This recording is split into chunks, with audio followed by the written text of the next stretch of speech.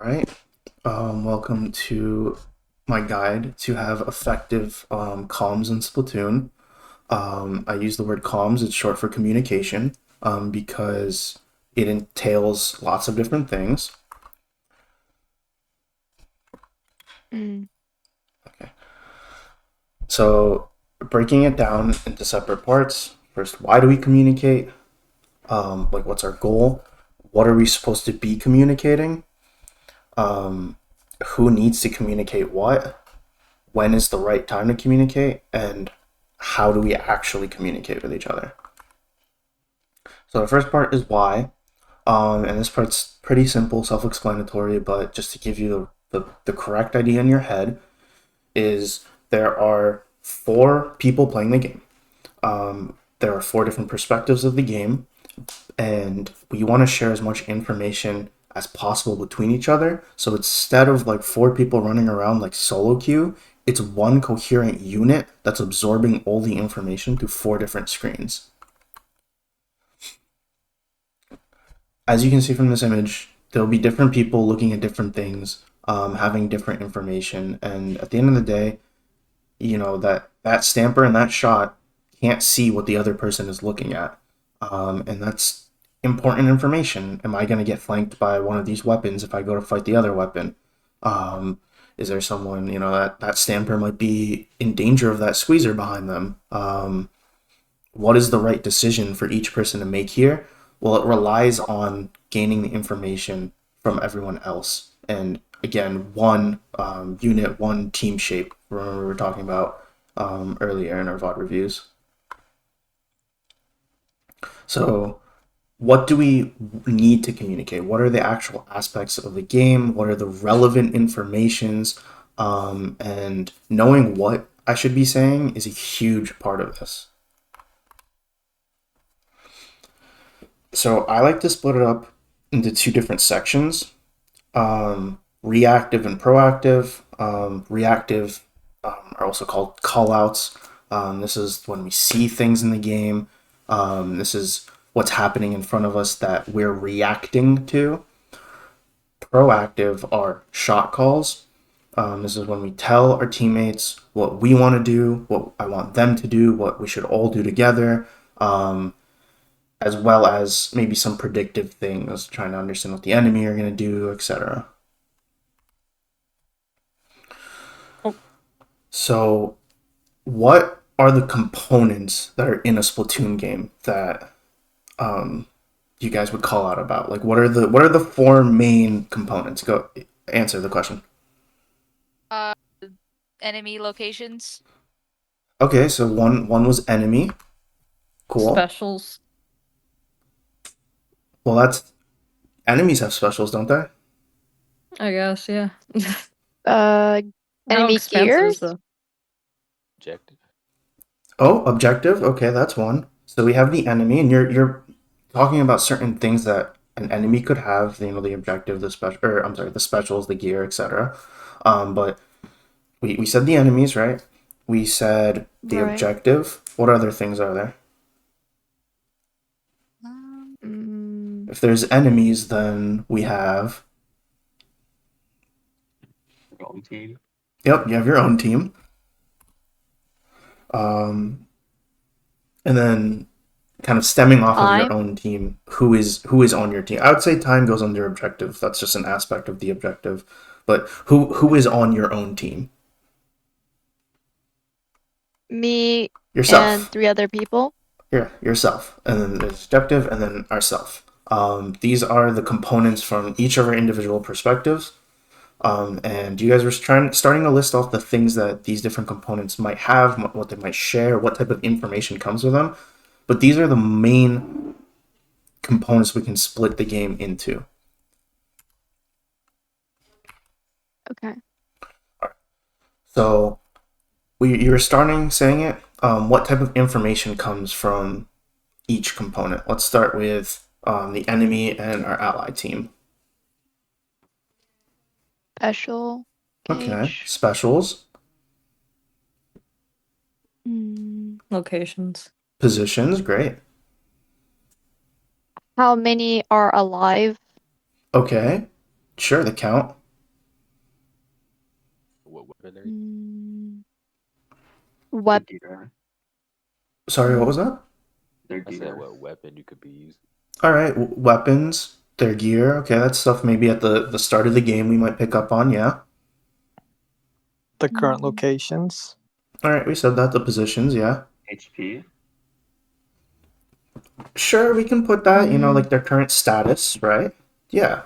I would say that's about a lot of it. So we mentioned their position, where they are, their status, you know, what they're doing, you know, if they're weak or not. Someone mentioned the numbers, so if there's a number advantage, if they're two down, etc. Who, you know, what weapons are still alive? If it's, you know, two backliners, two frontliners, etc. Or not two backliners, but you know what I mean, like two passive weapons. Mm. Their special, if they're close to their special, how many specials are up. A little bit more advanced would be their team shape and their movement. So if we're super spread thin, we can call something out like that. If we see the enemy are all clumped up in one spot, if they are Mm. very separated, if someone's out of position, we can kind of sense movement. If we're kind of staying in the same spot too much, if we're moving too fast, if the enemy team is coming forward, if they're moving more defensively, if they're rotating on a certain side of the map, etc. And that leads into trying to predict plans of the enemy. All right, for the objective, what components are part of the objective? Points. Yeah. Where they're going. Yep, great. Where it's moving to, predicting where it's moving to, great. Stuff about truck points. Oh, okay. That's a good one. Yeah. Like Who's with the objective? Yeah, great. that too. Who's with the objective? Great. Who's doing it? So just general status, just kind of the points remaining for each team. The one that no one really mentioned was like map control. Can it actually be done? Is there paint in front of the Rainmaker? Is the tower going into just the enemy team's controlled space, etc.? We can talk about when should we be doing it. Is it a good time? Who should be doing it? I guess I didn't really put who is doing it, but I kind of meant that in that same thing. And then finally, what is like actually in the way of the objective? How do we do it? What is our win condition here? Would be something to obtain from the objective. How can we do it? Yeah, just how do we solve that problem, I guess. And then finally, ourselves. Who we're fighting. Okay, great. What we're doing, yeah. What we want to do. Fantastic. Our plans, the thoughts that only we have. Great. Sounds like we don't do that enough. If that's what you think. A little. What we see. Okay, what we see, yeah. Special, like, oh, I'm about to have my special. All right, fantastic. Yeah. So anything else? If you're in a fight and you need help, Okay, or we is that can. more or ally? I mean, we kind of mentioned like what we're doing. Yeah, that would fall under that. We can talk about where we are on our map. You know, make sure our teammates know if I'm dead in our spawn, or if I'm pushing up. If I have a specific angle, if I'm covering something, our status, just kind of what we're doing. Again, if we're currently dead or something, or unable to push out of ing, etc. Someone mentioned special, that's great. If we're close to our special, if we have our special, if we're using our special, what we're using our special on. And then someone mentioned what we want to do. What is our current goal? What are we working towards? What are we doing right now? And our thought process. This is the big one because no one else can tell you what your thought process is. Only you know what you are thinking. Other people might guess it, but sharing that with your team and what you're seeing and what you want to do with that information. Quick question. Sure. If you want, like, oh, I need more paint, what would that fall under? So that's probably a shot call. That'd be something we might talk about in a little bit, but that'd be more of a Oh, command okay. to your teammates. So that's not really reactive as much as it is proactive. You need something done. We're thinking about what to do rather than what information we have gleaned already and what is already in our head that we've observed. Got it. I mean, you can observe, hey, we have no paint on the ground, right? And hopefully that would Mm. lead to a better discussion. Maybe that could be worded better so that your teammates have more direction, etc. Mm. So we should be able to call out the enemy team and have a map in our head of all the enemies, right? It's going to be rare for you to see all 4 people at once if they're actually really moving around a lot. This is a fast-paced game. And I might be missing information. I might see 2 people, but I don't know where the other 2 people are. If I'm listening to communication and my team is effectively communicating, I will have a solid understanding of what the whole team, enemy team shape is to know whether I can or can't do something. This can also help us to predict really what they're going to do and identifying further a win condition.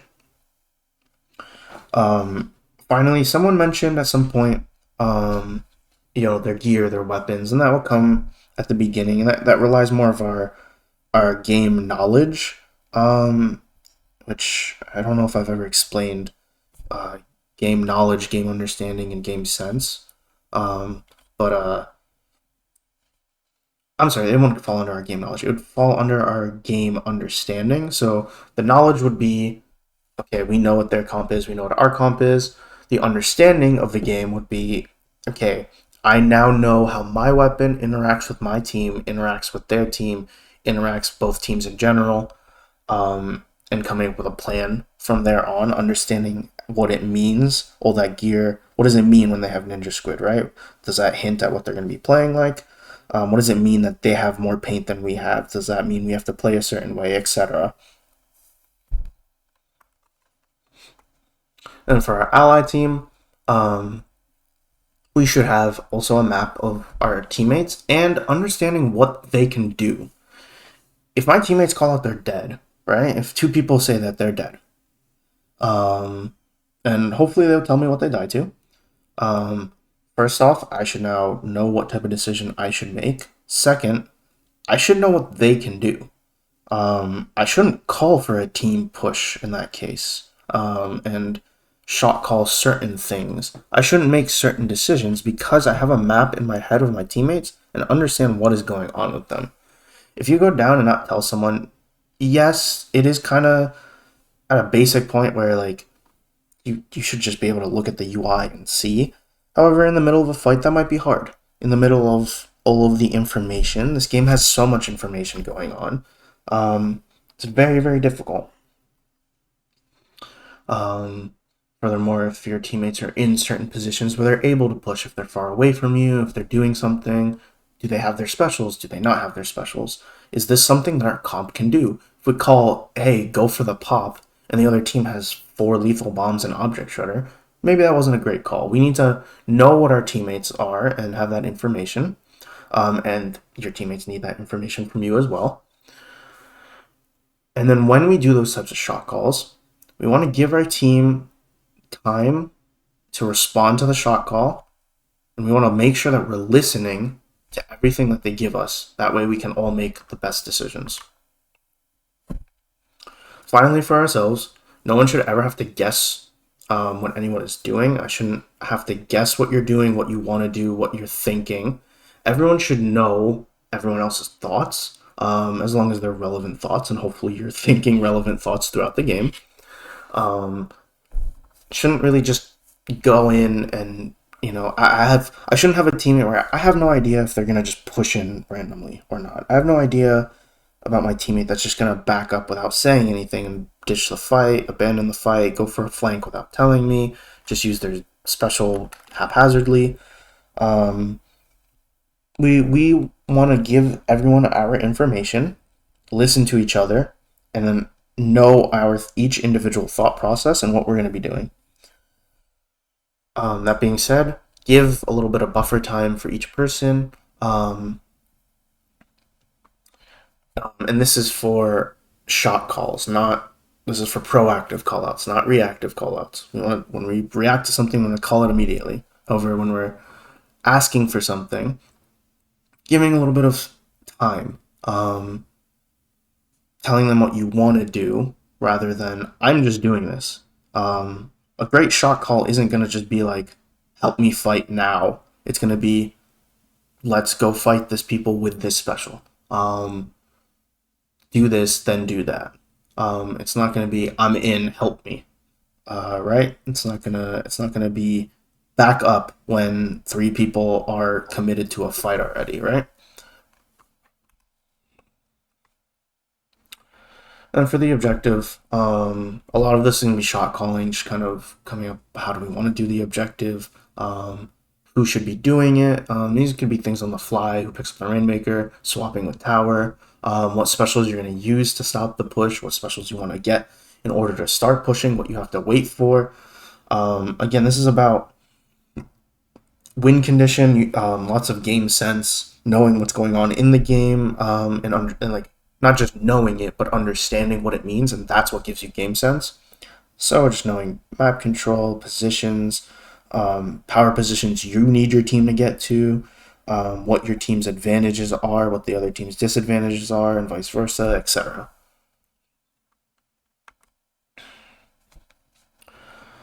One thing that people don't ever really think of is what they don't know. Realizing you don't know something can be a very good calm. Think about the most extreme case, a carbon roller who the entire game they just shark in a spot. They just find a spot, they never move, they just hide there. At some point, you need to figure out, do I know where they are? Do I not know where they are? Where could they be? Do we have this information? If you haven't seen someone for a while, maybe they're flanking, right? If I haven't seen the front line for a good 5 seconds and I've been looking in one direction only, right? Maybe I should say something to my team. Not knowing what my teammates are thinking, not knowing what they want to do, asking them is also very valid. And if you're unable to do something, if I can't figure something out, I can't push past this player, maybe there's a backline in a certain position and I can't move him, I need someone else to do it. If I can't paint a certain area, I can't do the objective effectively. If there's something that I cannot do or something I don't know, telling that to my teammates is also very useful, and a lot of people don't do that. All right. Who should be calling what? A lot of times I get asked this, like, or low-level teams will have this idea of, like, there's, like, one person who calls out in the match, and everyone else is, like, quiet. The concept of a shot caller, etc. And the answer is everyone in some capacity needs to contribute. Everyone needs to communicate whatever they see. There's probably not a situation where you have zero new information for a long extended period of time. That being said, you also wouldn't know or wouldn't have you're gonna have unique thoughts, right? You're gonna think and react to the known information differently. You're going to need help with something, and you're gonna have to tell your teammates that you're gonna pick up on something that your teammates don't, and you're going to make some sort of proactive call out. The idea that there's only one shot caller per team is a bad idea, because that means 3 people aren't proactively thinking. That's insane. Of course they must be, and if they are, then why aren't they sharing that information? There are lots of teams that do have a dedicated shot caller. It's good to appoint someone who has that deciding factor. it helps when there's confusion, if there's conflicting callouts. But that doesn't mean that's the only person that's again thinking and calling out proactively. It's fine to just have one deciding voice, but and it's not the only like. It's not just one. You can't delegate all of it to one person. That's also too much for one person. We can also split it up into different types of communications that someone might be focusing on. Someone on your team could be tracking specials. This is typically done by a backliner, just because they have a little bit more of that time and vision of the map, where they can check the UI.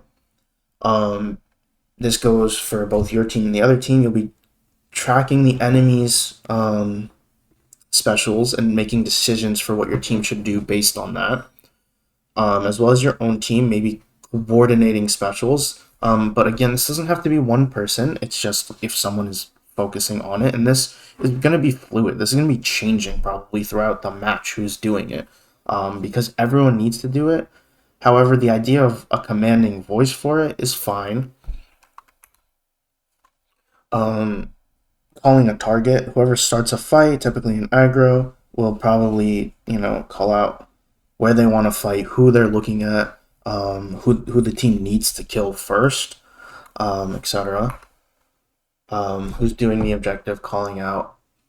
We talked about this already, like getting on the tower, who's doing the Rainmaker, who's painting, who's doing what, etc.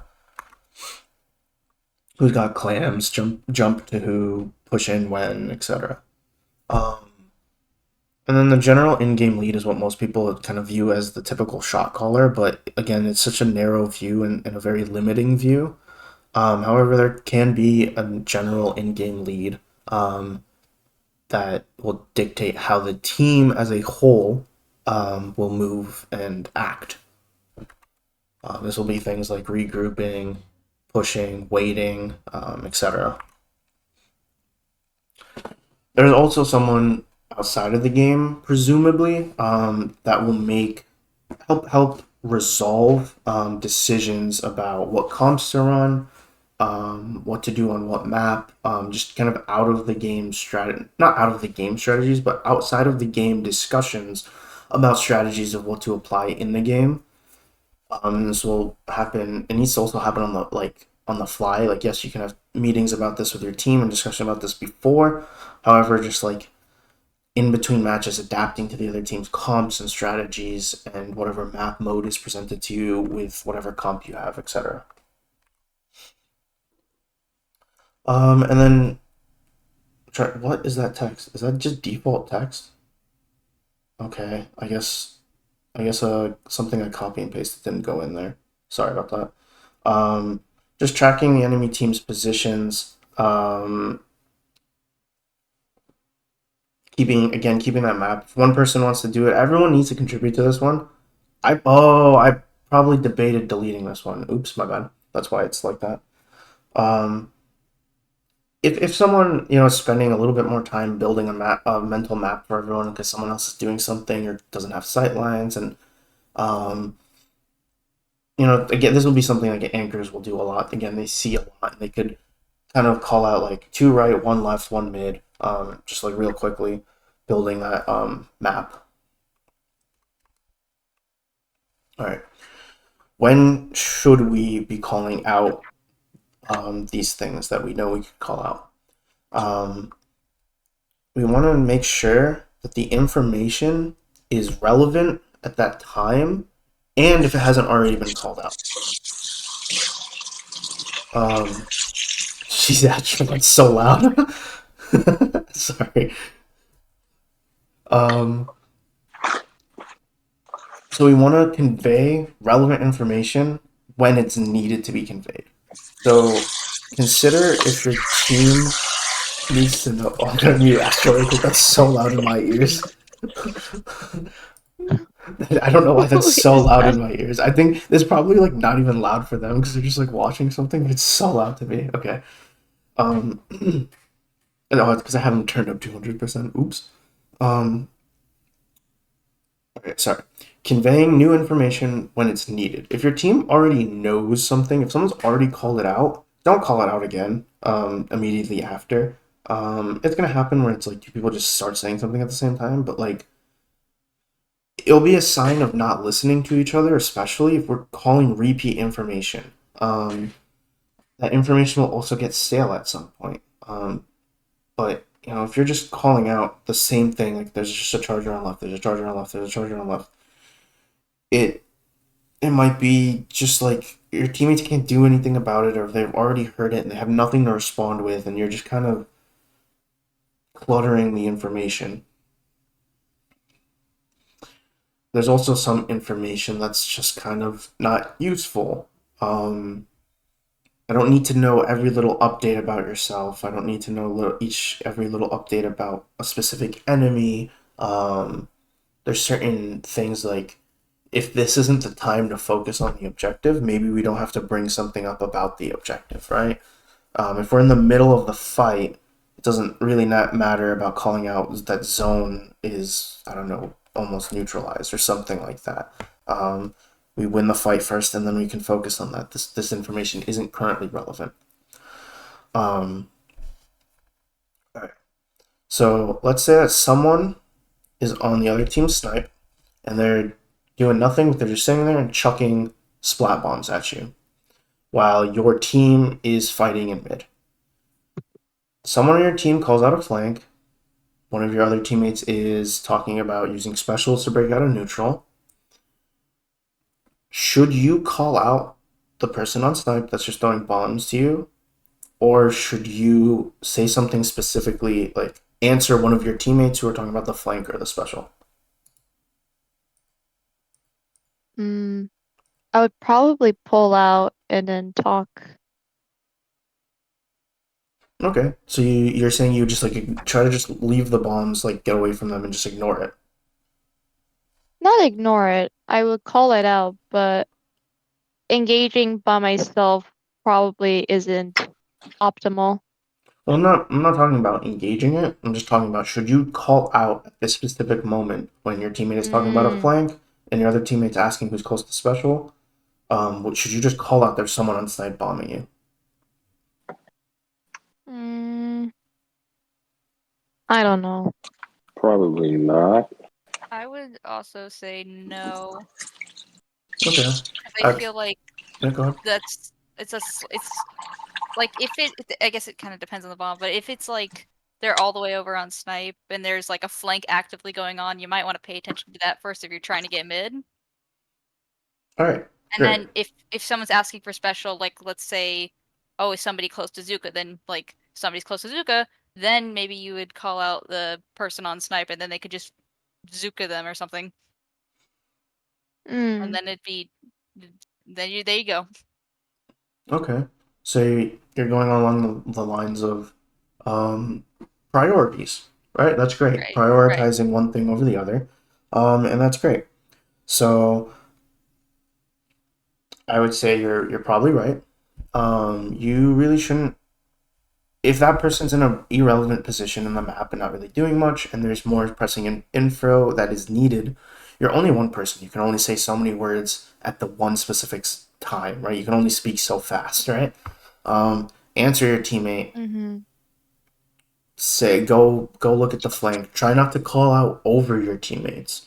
And leave one teammate's question is hanging. Well, maybe someone tried to answer them and say I am close, or I'm using Zuka or something, but you called out there's a guy on snipe.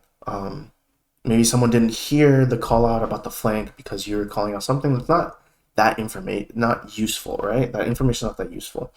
What if there was no flank and there were two people on the snipe? I would call it out. That's half the team. Yeah, it makes sense. Like, even if they're not even the most threatening position, hey, there's a lot of information there that's useful for your team. Hey, they're there and they're not on the flank. Oh, you think there's a flank? No, two people are there, right? Obviously, you want to try to identify the information, not just kind of yell about useless things. Used to be like I'll do lots of pickups or be on a team with someone a long time ago who would just kind of go in, run alone, and try to fight alone, and they'd call out oh, their backliner is one, their backliner is one, their backliner is one, their backliner is looking at me. And meanwhile, the other 3 people in the team are manning the front lines. They're not on the flank. They cannot get to the backliner.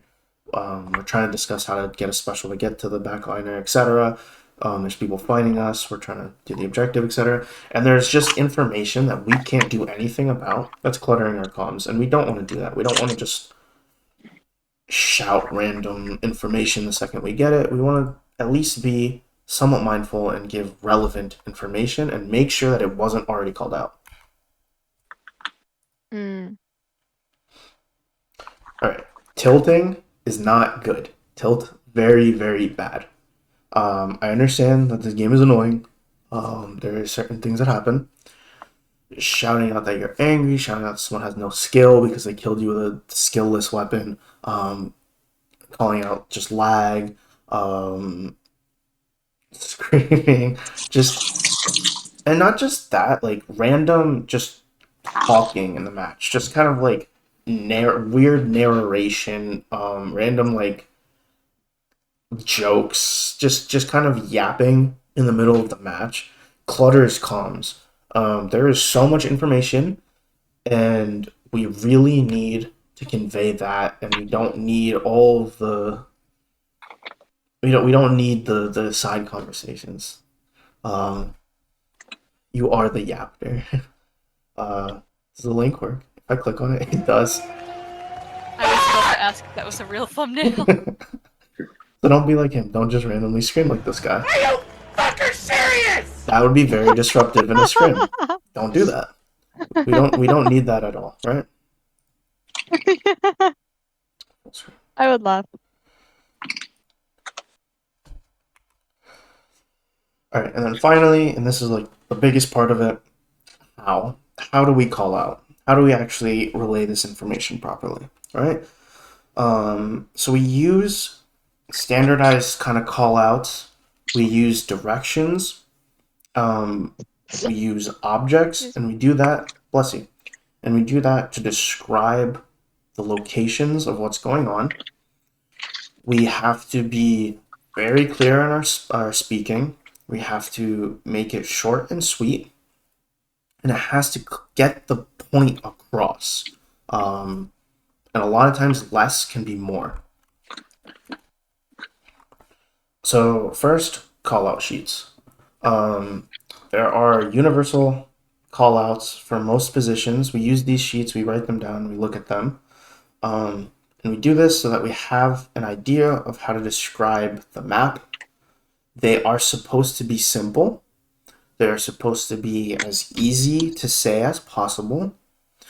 They're meant to be universal. And what I mean by that is you can use them on, you'll reuse the same words for similar areas on several maps. You should be able to just take your idea of callouts and apply it on any map, and everyone should understand what they mean. We do this so that, one, it's easy for us to talk to each other and actually describe the maps, all the funky geometry.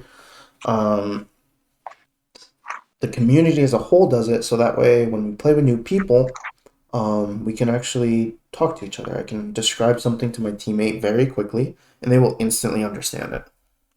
A question, Mm-hmm. real quick. So for certain map modes, obviously some of the terrain changes. Would some of the callout changes, like for example, like during Scorched Clams, would court just change to basket? It can. It That just is kind of something. depends. That is something we'll talk about. When we talk about the good, we're talking right now about the good of callout sheets. We could talk about the bad. We're going to talk about that in a little bit. Okay. At the end of the day, I should say something, and it should get the point across to you. If it's Clam Blitz and I say court, you should know what I'm talking about, and almost every player will. And if the reason I made those callout sheets is a lot of you said you just never seen callouts, you never heard them, right? I never had callout sheets like in Splatoon in 1, like when we're making callouts, right? And there's a bunch of different callout sheets, and people are arguing over what to call things. I learned callouts by just playing with people and figuring out what they were saying, and eventually it came to a point where someone could say court, and I knew what they were saying, even if it was a different person each game that I was playing with. If I say basket, even if it's not Clan Blitz, I'm going to talk about this later. Even if it's not Clan Blitz, if it was Rainmaker and I said basket, you would know what I'm talking about, right? Right. So it's okay. Don't obsess over the specific words. That pillar right there on Scorch Gorge can be called pole. That pillar doesn't even exist there in Rainmaker, I'm pretty sure, right? I'm pretty sure there's like a pillow somewhere there, but there's not a pillar. There's like, that barricade, we call it a pillow. And there's not a pole there. The map will change. And that's why it's good to not obsess over these words. And that's why I said they're meant to be simple, universal, and understood. The idea. Yep, go ahead. One thing I think that could be said is that the universal callout sheets, they're really nice, but I mean, teams can make their own callouts, specific callouts. Like, Dave, you use the word Africa a lot. I don't typically use Africa in my Top callout just level, for some because. reason, always calls thing either Brazil or Africa. Yeah, but Brazil is like one that's existed. We cannot use Battle Pass, and I'll explain why we can't use Battle Pass. But Africa is one that top level will always say. I was watching a video. No, I wasn't. I was spectating. I don't remember. I was present in some capacity, and I'm not exactly sure how, for a scrim for top level players, and it was because I was watching Bursty. And Bursty was on a team with Gray and two other top level players who were North Americans. And Gray is a French top level player. And Bursty called out that he was putting Cooler in Africa. And two of the people on his team immediately went there, and Gray shouted, "What are you talking about?" Like, someone is munching. But Gray was just like, "What is Africa?" Right? It made sense to two of the people. One of the other person, it did not make sense to at all. And it's up to your teammates to decide what it is. It's very a cultural thing. The Brazil, like Africa is one that like top level uses. Brazil is one that mid level uses. My friend group are the ones who started calling things Brazil. We thought it was funny. There was like that Brazil meme going around. We thought it was funny, and we just started calling things Brazil, and they're Brazil. In that same scrim, I remember, and this is why I think I must have been there, and or maybe it was I don't remember, but I was there like in between the match. Like I was listening in between the match, so it wasn't like a VOD or anything. And they were talking on what's the map? Inkblot. There's on the plat. There's like a little tree with what looks to be like a shell on top of it instead of leaves. And someone on the other team was on top of that while they were pushing the plat, and someone shouted at someone. There's one on shell. The response was, "What is shell?" Someone else then went, "Onion, onion, onion." It was like, "Onion?" And then a third person was like, "Garlic." They're like, "What do you mean garlic?" And finally, the person they were all trying to convey this information to was like, "Oh, you mean thumb?" And they're like, "What do you mean thumb?" It's like, "Oh, it looks like a thumb. It looks like a hand with a thumb." Someone else is like, "It's a shell. Look at it. It's a shell." Someone else I is like, first "It thought it looks was like foot. garlic." Oh, someone called it. That's what it. You're right. It wasn't hand. It was foot. Someone called it foot. Or thumb, foot, something like that. Everyone was arguing over what it was called, right? And so we kind of went into the negatives of these call out sheets before I was ready to, but that's okay. Yeah, it's just that I try to follow to some of the universal like callout sheet, but I tend to sometimes use things that I think would be conveyed better, such as like tunnel or like I tend to use the word bats a lot more. Just because almost Oh, every map has a plat and a bats. Bats are the spawn. Well, I consider the spawn region or the first area out of spawn. mm, Bats and attic are the same thing. Attic was, I think, the North American word, and bats was the British word, and for some reason, bats caught on more. I very Yeah. vividly remember that when Wait, what we was were the American word? attic. It's again, it's Andu, bats was, it comes from some British. It makes sense to British people. Like they call something bats, and we call it attic. So I assume bats is like an attic. I thought attic and bats are two different things. Like inkblot bats and inkblot attic are two different callouts. They're the same. They're a very similar region. I think you probably think attic is the like thing on the left. Oh, it stands for battalion. That's so British. That's so British. Wait, let me find. There is Uh, a Google Drive that has like the explanations for all of the common callouts. that's Bats is just probably shorter to Hitzel's say one. anyway. That's probably Yeah. Hitzel's one. And I think Hitzel goes into British people call something, and then Americans call something, and then there's some maps with enough things where different things got called. The where you're probably thinking attic is also called perch. People call it perch. Other people Yeah. call it snipe. There is arguments over what is what, and that's why we try to make them as simple as possible. And that's what the idea here is, to make as much sense as we can with each call out. That's why we try to make simple, right? And I'm going to go into this a little bit because you keep saying we want to call it battle pass. We cannot call it battle pass. That takes too long. That is too many words. We want to be as fast to say, as few syllables. We abbreviate everything. We abbreviate guns, and we try to make sure we understand what that means, right? We're not going to call it a 52 gal. We're just going to say gal. It doesn't matter if it's a short range one or a long range one unless they actually have both on their team, right? Like, we should just know from the beginning of the game, oh, that's a 52. Okay, it's a short range gal, just gal, right? We don't need to call something the splatter shot, right? It's just shot, right? We try to say things as fast as possible. It's the same for these locations when we come up with their names. I've seen some really bad callouts before from somewhat prominent figures, and we'll go into one in a little bit here. That these callouts, they're very wordy and lengthy, and not easy to say, and they don't make sense. Communication tutorial. Is this what I linked? Hold on. Okay, yes. I linked this at the end of my document. Okay, thanks. I was sick.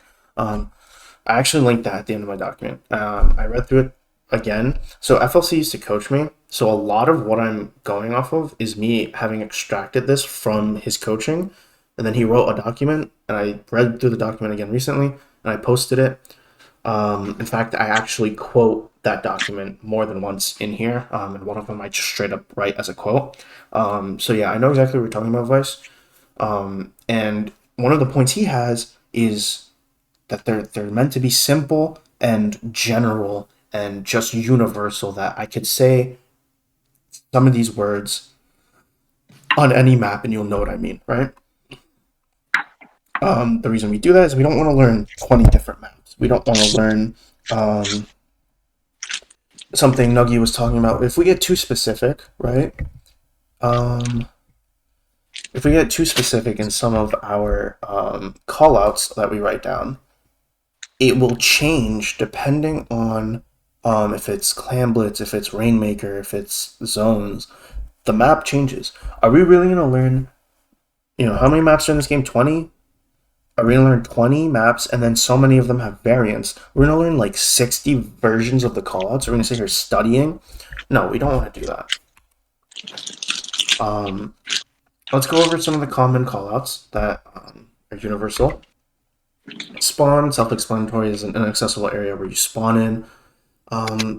Spawn, like, what do you mean Kmart? Kmart's not a callout.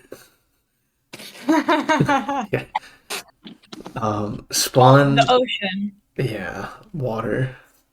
I spawn will span into where you really can't get if you're an enemy team. There's some exceptions where you can climb up a Rainmaker pedestal or something, but spawn really is just where you're safe. Plat, short for platform. It's the elevated area after coming out of spawn on most maps. Some maps have a very harsh dip and then a platform. It's just a platform that's elevated that you drop from your spawn. Court, short for courtyard. It's a lower area you drop from plat to court. It's going to be more open. There'll be little bits of cover. And it's originated from Urchin Underpass and I think the Reef, where part of it, like of the map, was literally just a courtyard.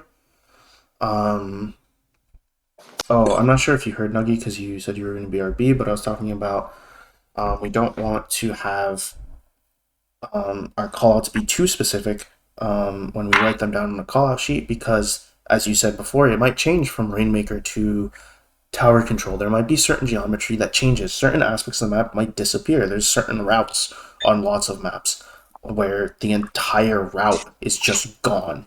If you're playing zones versus Rainmaker, entire giant pieces of geometry will change, right? And if we get too specific, we're gonna have to learn not only 20 different callouts because we're not reusing the words. We'll also need to learn 4 different versions of each map, and we're gonna get to like 60 different callouts, right? That's not good.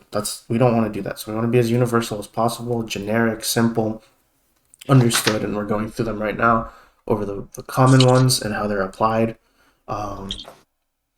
Snipe, next one, it's just a smaller, covered high ground. It's very difficult for the other team to access. It's got called that because backlines just stand there, typically chargers, and they just snipe. Mid, pretty obvious. It's the middle of the map. It's going to be really big, open. And it's going to be, you're going to call things left mid, right mid, top, bot. Use directions to explain where in mid. And then pit, is the lowest part of the map. It's a pit that you fall into, right? If you'll notice, if you got the right idea from the callout sheets that I made you guys, and you'll look at this on the comment, the common callouts that I wrote, there should be something that you notice. Is anyone noticing it? One syllable. Okay, they're all one syllable. That's good. Great. Something about how I wrote it. Or I wrote all the names on the callout sheets. Color cord. Yep. Yeah, I tried to okay. color coordinate these and the ones on the callout sheets, and try to use as few colors as possible, and make it to register in your brain as best as possible what is what. I would say I'll leave that point. I'll leave that point for later on. Never mind. And then some more niche callouts that appear on some maps, but not that many. Street / trench. So along a straight area, it's going to be low ground. I think it originated on Flounder Heights. There's literally like a street with like a lamppost, in Splatoon 1, etc. I think the difference trench sometimes gets used if there would be 2 different streets or 2 different areas that could be called street, as well as trench would be more it's typically more in mid, more dangerous than street is more like your side of the map. Stack. You'll hear these on Mako, on Inkblot. Just high ground near mid. It's open. There's not that much cover around you. And it got its name because it's just stacks of blocks. No worries. Astral, no worries. Alright. Bats / attic. This is the one, I wrote it like this because this was the one that was being argued about by Brits and Americans, and now I understand why. It's also with it has an extra T. It's called bats with 2 T's. Bruh. Not really. Doesn't matter. On the call out, even in Splatoon 2, it was just one. Yeah, They're- I very much remember when Hitzels came out that they had 1 T. Whatever, it doesn't matter. It doesn't even matter how it's spelled. Just think of actual bats, like the animal in an attic. That's That's all what I I'm was thinking about. thinking. It's basically a high ground with lots of cover. That's probably why battalion was used to describe it. It has lots of cover. And it's probably a little bit larger. It's not like a snipe where it's like a very small area. Alley, Sneak. These are also ones that have kind of different names depending on who it is, but the idea is the name is simple enough and gets the idea across that if someone calls it something that you're not necessarily familiar with, you'll understand what they mean. Side routes to flank from probably have cover. Elbow, just a big corner to turn. Lots of maps have them, especially in Rainmaker. I think about like Humpback or something. And perch or window, I've heard it be called, is like a alternate high ground, probably on the other side of the map, more niche, smaller angle, and it's a very small area to peek from. And then we're getting into very niche callouts here that are just like on some maps, but you're gonna hear them. Bunker, just a covered area near mid. Spinner on those maps with lots of moving platforms, museum, sturgeon, those things that move get called spinners. There'll be bridges, there'll be grates, there'll be ramps, etc. So, I have a question. Okay, sure, go ahead. My question is Mako Mart. Yeah. What about that one? That one has such funky geometry. So there'll be some. Right, these apply to most maps, and I'm gonna say this now. When a new map comes out, you should be able to easily just make callouts for it, and there'll be like one or two things that it's like maybe it's like okay, that's weird. What do we call that? There are some maps. I would say Humpback is one, Mako is one, maybe Bluefin, Anchovy back in the day. These maps that are very unique and have very unique geometry, and it's difficult to describe it all. We'll have some funny callouts. Um, you can only use court and plat once per map, right? So if there's 5 different areas where someone could be chilling that are very separate from each other, it's hard to hard to describe it in a general area. You're gonna come up with a new word, and it's gonna be a lot of times based on what's going on around you. So certain things on Mako, there's a box of melons, right, near an area. And there's a general area, and there's not really much to call out there. It's just a general area that's not your plat and not your court. I got called melons because there's a box of melons there. There's a place that got called toilet paper because there's a roll of toilet paper there, and there's nothing really else to call it. A freezer is just, I think freezer is just a funny one because it's a freezer there. And I mean, if I called it something general like a drop, a ledge, There's right? too many. There's way too many. Yeah, they're just freezer. It happened. It just happened that there's a funny name for it right now. It happened and it stuck. Yeah. That makes sense. All right. And like, yeah, you're right, Ollie. Marlin might have some difficulty, but you should be able. My first match on Marlin, I knew what court was. I knew what plat was. I knew what spawn was, dude. Like that's not hard. I knew to call the thing a fan. Why? Because it's gonna be a fan. I didn't call it an elevator because that takes too long. I just called it a fan. Someone calls it a lift. I don't know what that means. It's pretty simple. A lift. It's British. It's British, isn't it?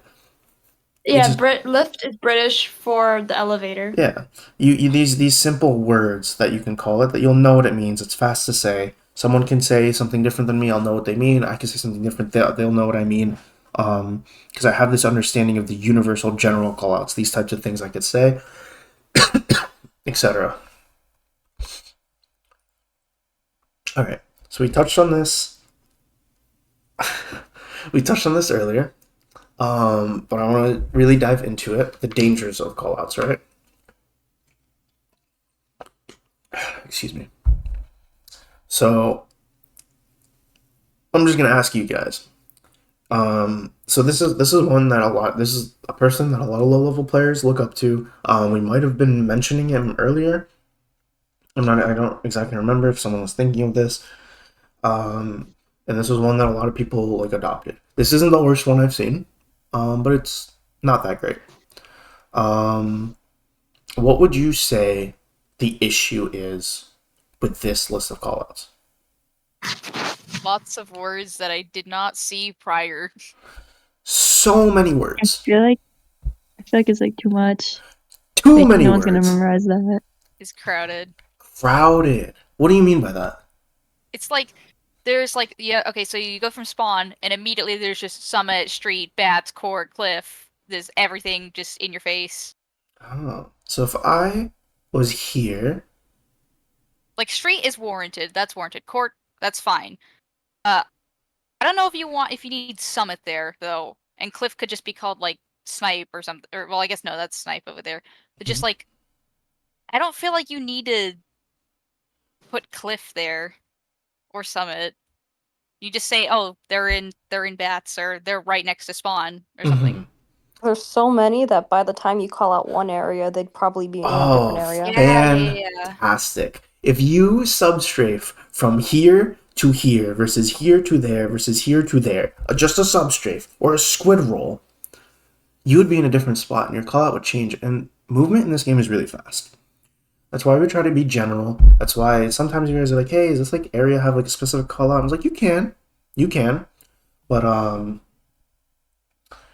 we don't necessarily want to crowd it. That was a great word that you used. It's crowded, and it's the game's too fast paced for it to be crowded. Toast, a fantastic point. Can't be really applied to other maps. There's too many things. Would you say there's a summit or a cliff on other maps? Hey, if you use those words on every single map and you're consistent and your whole team knows what you mean and your whole team is consistent, by all means, go for it. I also pit and drop being symmetrical and having two different callouts, but that's just a small. I didn't even see that one, honestly. That's just that's whatever. Like, why would I call my side drop, but the other side is pit? It's just both pit. It's just pit. Right. Oh, okay. No, I didn't want to click the link. I linked the list of callouts just in case anyone wanted to look at them, but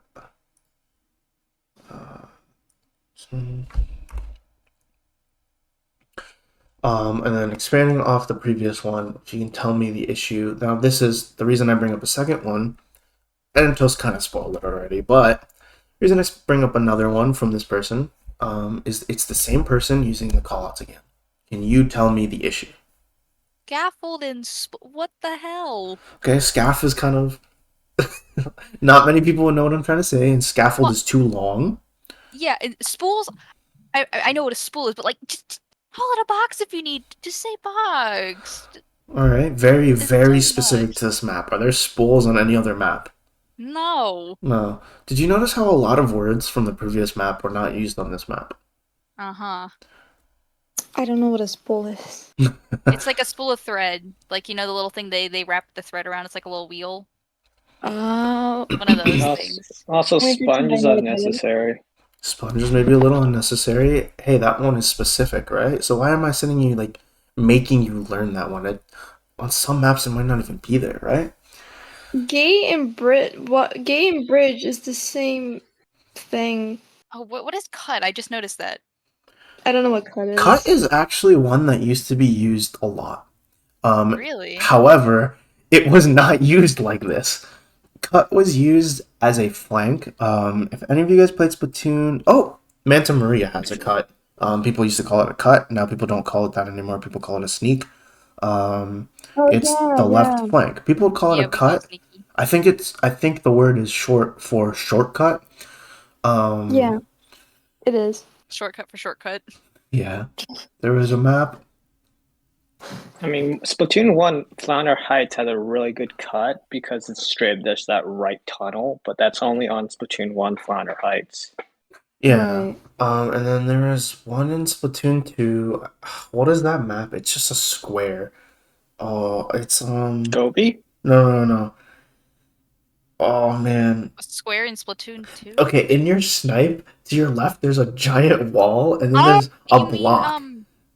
Oh, wait, I was gonna say Skipper. No, never mind. it's not Kelpdome. Skipper. It's not Kelpdome. Oh my gosh, shut up. I can't think. It's a square. I can't think. Kelpdome's a circle. It's literally a square. It's a circle, you monkey. No, it's not. It's a square. I swear I will find the map. I'm It's a sure it's a square. circle. Starfish?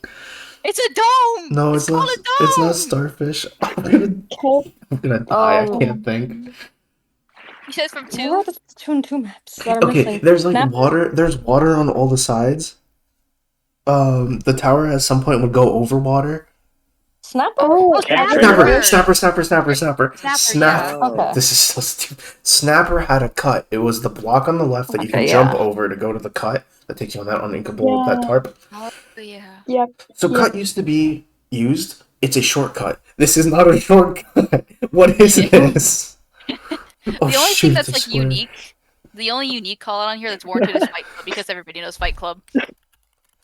So we At don't this use point. Fight Club. We use the original reason why me and my friend group started saying Brazil is because Fight Club was too long to say. It was too many syllables. That's true, yeah. We started saying But Brazil at least if you like, recently. do say Fight Fight Club and Club, you Brazil know. are the same amount of syllables. Fight Club Brazil. Oh, no, Fight Club it definitely takes longer to say. Come on now. Brazil's faster. Brazil Brazil, is you gotta be faster. some Brazil. You have Fight Or Club. if you want to, you could just say like under mid if you need to, or just on Bot mid. grades Bot mid. again. But Brazil is fast. It's just Brazil. It's faster. It started as a joke, and now there's a lot of people that I've never met before saying it. So you know what? We may have started a trend. Shout out to Roundy. Roundy's the one who came up with it. Hooray! All right, this is the FLC quote I was talking about earlier. Top teams focus on a small amount of callouts. FLC would probably look at my guide and think there's too many, actually, by the way. I just was trying to be specific for you guys. However, still could be cut down a lot on a lot of those maps. A small number of callouts corresponding to large areas of the map rather than using too much detail. Movement is very fast in this game. Weapons, there's a lot of close range weapons. Players are not sitting still, right? And we identified those with some of those issues with other callout maps. Directional callouts. Should be easy, right? And that's why we use them. We use directions on the map, not only the map, but we want to be relative sometimes to whoever we're talking to. Whoever is going to try to receive the call out, we want to be relative to their position. It's easy. Or here, I'll let you guys. I spoiled it for you, but go ahead. Go name directional call outs. Go for it. Directional? Yeah. So an example would be left/right. That's a direction. Main is the main way to go. Mid in front of us, right? Behind us? Behind? Great. What other ones? Far. Far, close and far, great. Top and bottom. Top and bottom. Sharking? Flank sharking, maybe. Sharking's not really direction, it's an action. Maybe if you want to say you don't know where they are. No, that's a good one. Sorry, because every time I say sharking, I specifically think they're on a wall. Oh, I see what you On mean. a wall? Yeah, because I don't know, like in Splatoon 2, every time people said sharking, they were on a wall, so. Oh, typically when you're sharking, because when you're on a wall, you can see all the ripples. You're usually just sharking in a corner somewhere, just on the floor. I mean, you I don't can know. shark on a wall. It's just harder. The whole point of the shark is that you're surprising someone. So if someone can pull off a successful shark on a wall and kill someone, that's still a shark. That's yeah, true, yeah. make them weird.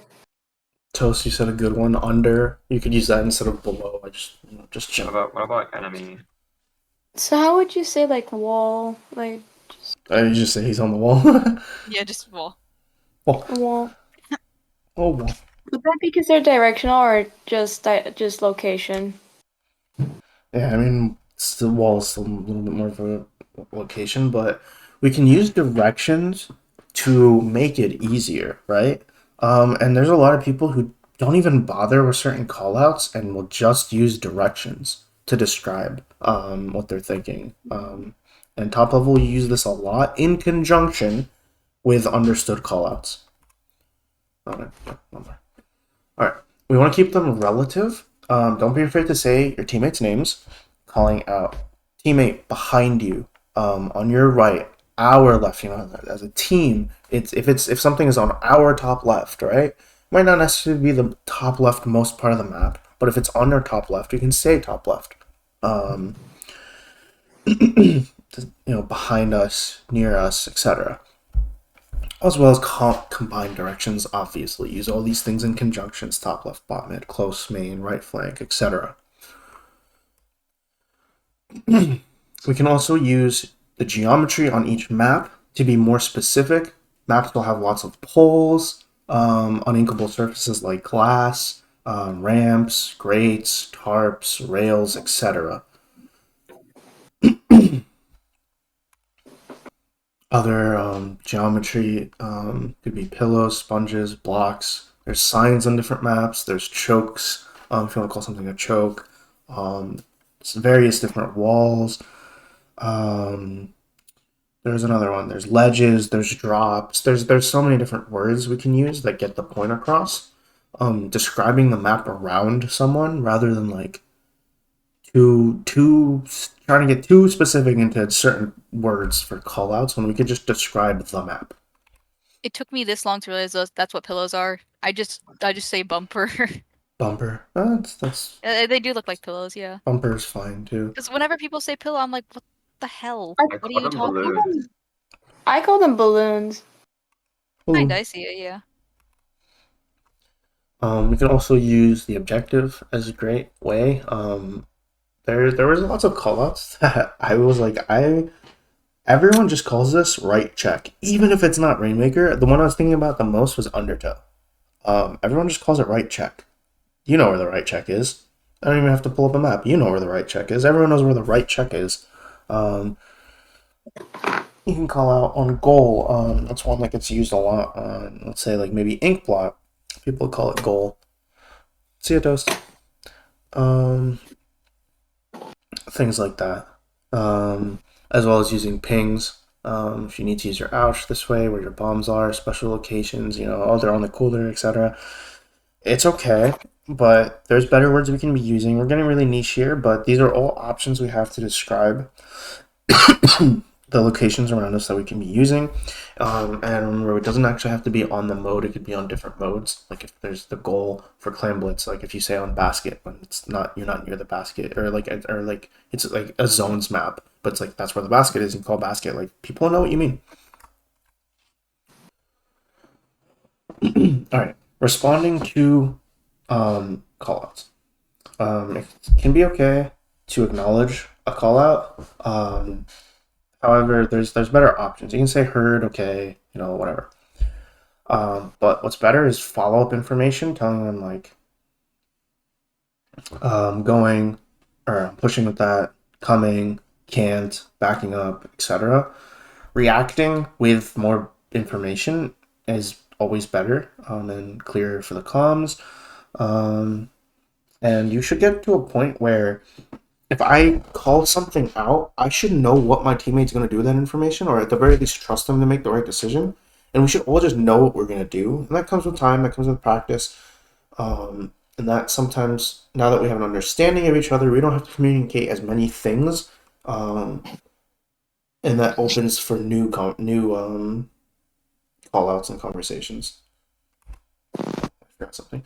We also want to avoid kind of empty call outs. Just I'm dead. So many people I'll pick up. Just be silent for 3 seconds and just be like, I'm dead. Like, cool. Sick. Like, yeah, I have a UI on my screen. I know that, right? More information. Things like clutter comms. Again, repeating information is very bad. Finally, how we talk. All right, we want to speak very clearly into our microphone, enunciate our words. We need to be as clear as possible. Our message also needs to be clear. We want to use very few words. We don't want to be very wordy, lengthy in our callouts. FLC in his document emphasizes front-loading information, putting as much information at the start of the sentence rather than at the end. And then we want to make sure that we're not taking too many assumptions and giving false information. Things that can change very fast. Calling out someone is weak is a very dangerous call out. At times it can be very useful. At times it could be kind of a throw call because you heal fast in this game. Very situational. And again, we're not shouting. We're not whispering. Not going hog wild and going a million miles a minute. We're very, very clear in our speaking, right? Last point. Mhm. We want to drop our ego. This is something that I've struggled with. I know so many people struggle with this, especially when it comes to shot calling. There's gonna be times where someone will make a call and someone else will just say no. What I've learned is that person that just shot that like disagrees in that heartbeat oftentimes has another piece of information that you didn't have. They could see something you didn't see, so go with it. Um, if someone makes a call out and you have a split second, it's either you disagree or you go with it. And you need to communicate, and you need to be willing to do what other people tell you. You need to be willing to accept some people will not listen to you at a certain moment because they think they have a better idea. And we don't need to get offended personally outside of the game. We don't need to be upset, make people feel bad if something does or doesn't work. At the end of the day, a team that does something together and it's the wrong thing, and FLC talks about this in his guide, is better than a team that all try to do their own thing and what they think is right. And even if someone does what's right, no one else is with them. Um, Doing something together is way better. And hey, sometimes you're going to try something and it might actually be the right idea. I would probably agree and be like, go for it, do that. Um, and it didn't work in that moment. And we need to not just give up on coming up with ideas or shot calls just because something failed, right? As well as it's not like someone's purposely ignoring you or not listening to you. One of my biggest pet peeves in life is someone talking over me. If I'm speaking and someone just suddenly starts shouting over me, if I'm in a conversation, I will like just get up and leave the situation because it's violent. It makes me violent. Um, it's gonna happen in a Splatoon match. No one's ignoring you. No one doesn't like you. It's not like it's nothing personal. And then if someone is being kind of a jerk about it and just shouting over other people, you got to be mindful. You got to listen to your teammates. That's the big thing. You have to listen. It's a two-way part. Listening is just as important as giving. Um, and if you guys are having trouble listening, as well as giving information, there's a couple things we can put into practice. A couple of little, I don't call them drills, but little exercises, activities we can do. But listening is huge. Right. Quiz time. You can tell me, why do we communicate? To give and receive information in the moment. Okay, but why do we do that? What does it do for us? Creates awareness and gives us an idea of what's going on around us. Okay. Anyone else? I think it's because we don't know what other people are thinking, so that's why we communicate. All right. Okay. Great. Makes us one coherent unit Also, so we're gonna be on the same page. on the same page, right? One coherent unit. Great. All right. What do we communicate? Anyone remember? No one remembers? Relevant Okay, great. information. Relevant information. Our team, their team objective. Great. Forgot one little component there. Andu, what is it? One little thing. It's part of our team. You. Ourselves. Great. Ourselves. All right. And then, yeah. And then, whomst communicates. Stuff. All of us. Great. All of us have to communicate. It's okay to delegate certain tasks. It's okay to have, someone who that's the commanding voice. That's their decision is final, right? They call the shots, but everyone is doing it. Everyone's shot calling. Everyone's proactive. Everyone's reactive. Everyone is communicating as much as they can and what is relevant. When do we communicate? When things relevant. happen. When things are relevant. Right, when things are relevant, when the information is needed, when it's not already out there, when it's good information, right? And finally, how do we communicate? Don't be Short. bossy. All right, someone said short, so expand on that. Clearly, What? Expand on that. What do you mean by short? Yeah, clear, Not concise. battle Cool. pass. Not in the battle pass. You're right, Andrew. Clear and concise, right? And that's with both our voice and our words that we choose. All right, cool. Well, And yeah, go I ahead. would say one thing that in terms of communication is try to leave emotion out of it. Emotions change everyone's mental a lot. Right. Yeah, I mean, If like I you, said, no tilt. We don't tilt, right? When no one said we call out lag, we don't call out lag. We don't get mad. We don't get sad. We don't get. We try to just use our voice effectively. We chill out. We're gonna be fine. Um, I mean, can lag sometimes be useful to call out? Because, like, if it's someone that's, like, you kill them and it takes a few seconds for them to register, then it's good to know, like, you should be running away from them instead of expecting them to be dead and not staying in that spot. I think Yeah, there's a difference between. that's what I was I say thinking. it's okay. I think there's a difference between care lag versus like, oh my gosh, he's so laggy. Yeah. There's a very clear difference. I'll never forget there was this one match I was playing and it was against Banana and it was a tournament and it was like semifinals. Like it was like big match and it was against Banana back on they were on Beastie Coys. It was like Banana, Roundy, Greg, and I want to say Fusion, I don't remember.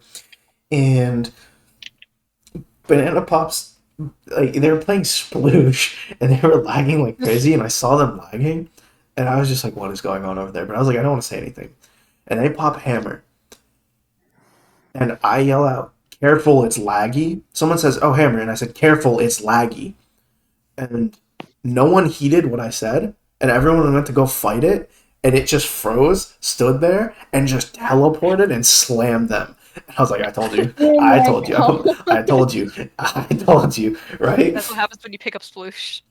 Yeah, like yeah, I told y'all.